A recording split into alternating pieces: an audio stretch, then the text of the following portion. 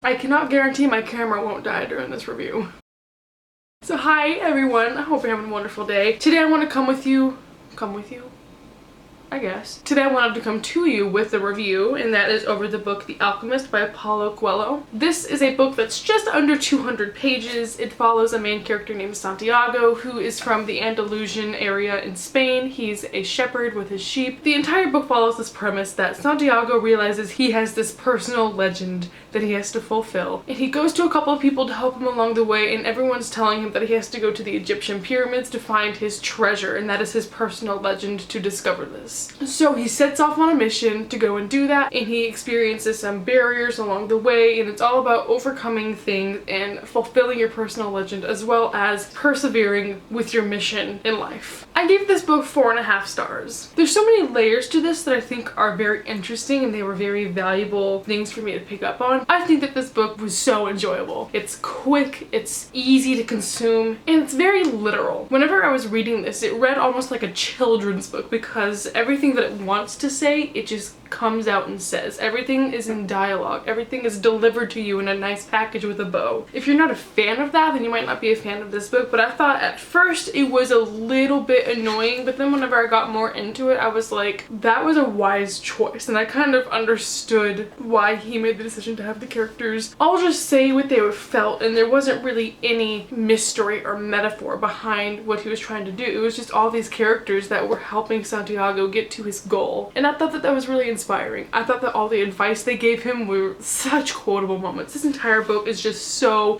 quotable. It's all about achieving your goals and not giving up, and so every character along the way is just telling him advice, and it's very soul enriching material. I bought this book used, and I didn't even realize this until after I'd finished it, but under the main dust flap right here, you can't really see that, but someone had written, "Don't let your dreams be dreams," and then they signed their name, and that's a quote from this book. So as you can tell, there's just so much material in this that is inspiring, and at the same time that it's inspiring, it's also haunting, but at the same time that it's lighthearted, it's also thought-provoking. So even though I just compared it to being like a children's book where it's so easy to read, it has these underlying themes in it that are so adult and so relevant for everyone to read that I think it was really enjoyable. Sorry about the lighting change, my camera died. Like I said, this takes place in Spain and then follows his journey to the pyramids, so he goes all the way through the Sahara Desert. So therefore I thought the setting in this book was really neat. Rarely do I read classics or books in general that take place in places other than England or the US, which is something I need to work on. And I thought that this was interesting because it shows a lot of different religions actually. But I think the main thing I enjoyed about this taking place in Africa was the presence of Islamic side characters. There's a section in the book where he works as a assistant to a glassmaker in Africa, and that man is a Muslim, and he talks about how he's always needed to go on this journey to Mecca, but he never has. The fact that the people he interacts with and their religion ties into parts of the storyline I thought was really interesting, because I cannot tell you the last time I read a book with Muslim characters in it, so I just think that they were really great supporting characters. Santiago hints at Catholicism, so this book does meddle a lot in religion, and I thought it was really interesting for a book that's about finding your personal legend and fulfilling this fate or destiny of the world, and you contribute to the world's soul. I thought it was a really interesting thing to talk about, because I know right now in my fantasy literature class we talk a lot about fate, and that's something that's really conflicting whenever discussing religion, because on one hand there's fate within fantasy worlds like the Chosen One, but then that also can sort of combat with the fate that perhaps a god has in store for someone. So like Christianity says that every person was put on this planet for a reason and it's God's will and whatever. This book deals with fulfilling your fate, and yet it's not necessarily approached from an atheist standpoint, it's not necessarily approached from a Christian standpoint. It's very up to the reader to interpret how they want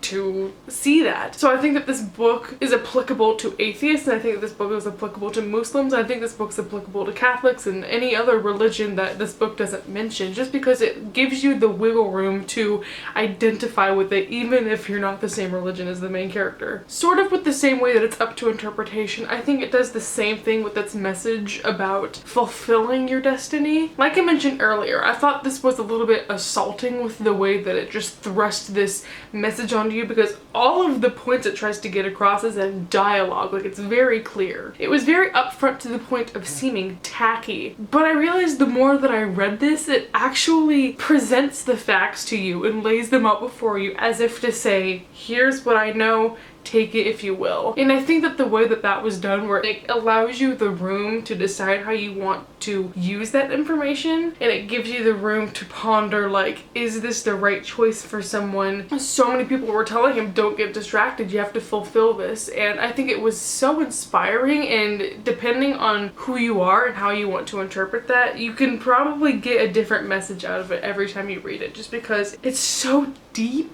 And I think that if you read this every 5 years, depending on how old you are in your life, I think you can find something new out of it. Like, this is a book I think I'm going to reread all the time. Oops, sorry.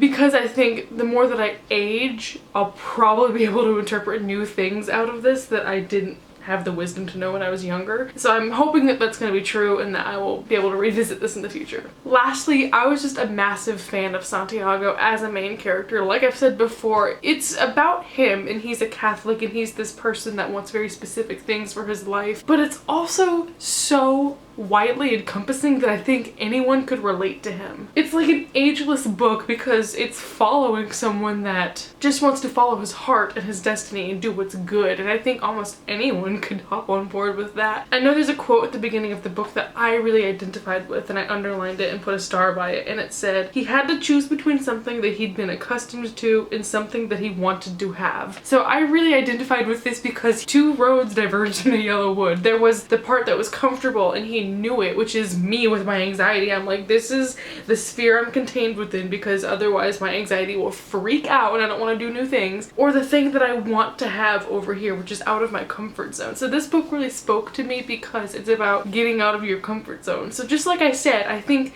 no matter who you are, you can probably find something in this to relate to. And because of that, I don't think the presence of religion in this will hinder your reading experience.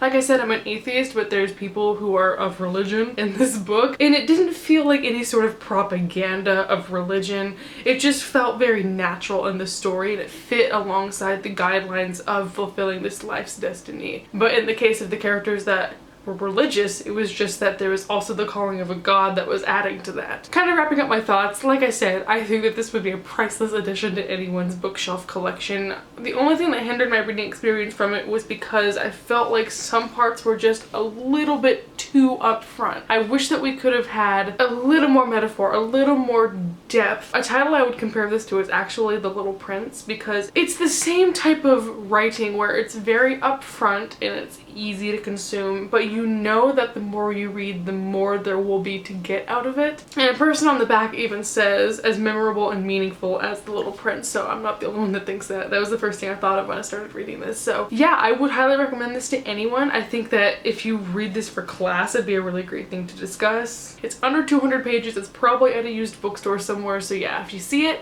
it's really quick and it'll make you think about your life in a positive way. So that's all that I have to talk about today. Sorry, I'm very shadowed. I hope you enjoyed. I definitely enjoyed the book. Thank you all so much for watching. You're all beautiful. Why am I turning into Sarah without an H? Goodbye.